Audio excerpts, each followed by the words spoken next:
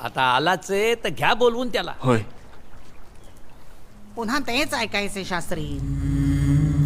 पंत येता बोलावलंय.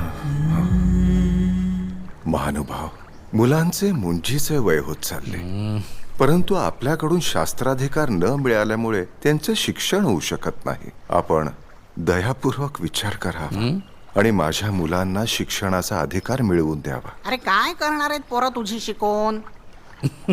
पापाची उत्पत्ती.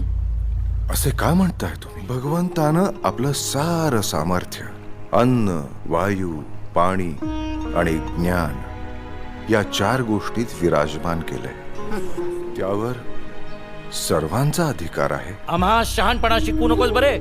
एक काम कर, त्र्यंबकेश्वरीचा. विठ्ठल पंतांशी शास्त्रार्थ करता येत नाही हे पाहून ब्रह्मगिरीला प्रदक्षिणा घालण्याचं पुरश्चरण दिलं गेलं.